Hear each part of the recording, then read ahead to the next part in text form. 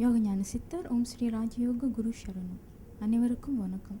முதலாக எனக்கு இந்த அரிய வாய்ப்பு கொடுத்த டத்துஸ்ரீ குருஜி அவர்களுக்கும் டத்தின் ஸ்ரீஜி அவர்களுக்கும் எனது பணிவான நன்றிகள், வணக்கங்கள். என் பேர் டாக்டர் கோகிலா. நான் ஒரு அரசாங்க மருத்துவ நிலையில் பணிபுரிகிறேன். இந்த குண்டலினி பயிற்சியை 2006 நவம்பர் 5 எடுத்தேன். எங்கள் அண்ணன் மூலியமாக இந்த பயிற்சியை எடுத்தேன். ஒரே வார்த்தை தான் அண்ணன் சொன்னார்.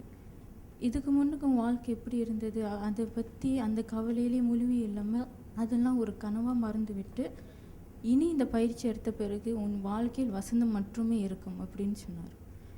2006 தான் நான் ரொமேனியாவிலேருந்து மலேசியா வந்தேன். 6 வருஷம் ரொமேனியாவில் மருத்துவ துறையில் படிச்சுக்கிட்டு இருந்தேன். அப்போ பட்டம் பெற்று சேர்ந்தேன் மலேசியா.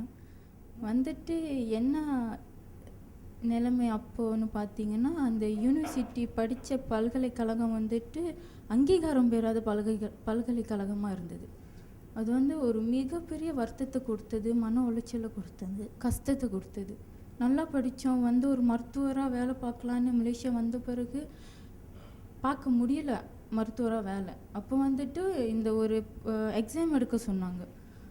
அந்த பரீட்சை பார்த்திங்கன்னா மிகவும் கணிதமான ஒரு பரீட்சை. அந்த பரீட்சையை முதல் வாட்டி உட்காந்து தேர்வு பெறுறது அபூர்வம். அது அசாத்தியம். அது நடக்கவே நடக்காது. இது நீ முயற்சியெல்லாம் பண்ணாலும் நீ தோல்வி தான் அடைவ. வருத்தங்கள் இன்னும் கூடையாகும்.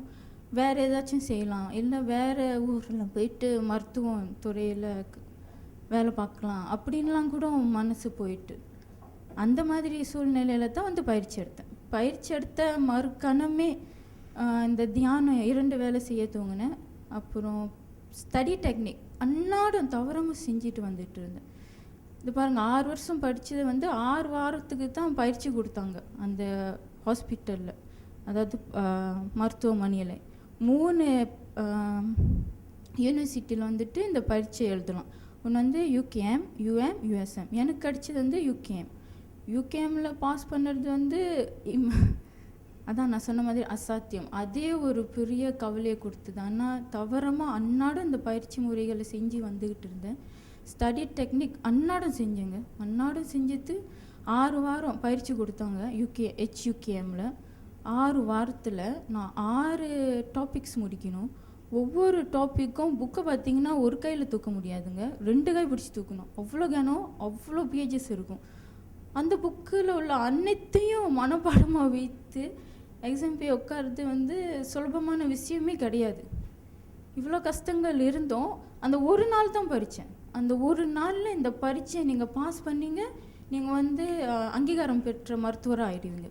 இல்லாட்டி இதுக்கப்புறம் நீங்கள் மலேசியாவிலே ஒரு மருத்துவராக வேலை பார்க்க முடியாது. அது அங்கீகாரம் பெற்ற மருத்துவராக வேலை பார்க்க முடியாது. அது மிகவும் ஒரு மன உளைச்சலை கொடுக்கும், கஷ்டமான ஒரு சூழ்நிலை அது ஸோ என்ன பண்ணேன், இந்த பயிற்சி முறைகள்லாம் முடிச்சுட்டு அந்த எக்ஸாம் போன அன்னைக்கு அந்த என்னை எக்ஸாம் பண்ணவர் சாட்சாத் டத்துஸ்ரீ குருஜியே எக்ஸாம் பண்ண மாதிரி தான் இருந்ததுங்க. அவ்வளோ ஒரு பணிவாக அன்பாக என்கிட்ட இருந்து பதில்களை எடுத்து எக்ஸாமை முதல் வாட்டி உட்காந்து மிகவும் சிறப்பாக தேர்ச்சி பெற்றேன். அந்த தேர்ச்சி பெற்ற மறுக்கணமே அங்கீகாரம் பெற்ற ஒரு மருத்துவராக இப்போ நான் வேலை பார்த்துக்கிட்டு இருக்கேன். இது அசாத்தியம். இது யார் நீங்கள் கேட்டாலும் எப்படி முதல் வாட்டி உட்காந்து நீ இந்த எக்ஸாமை பாஸ் பண்ண அப்படின்னு தான் கேட்குறாங்க.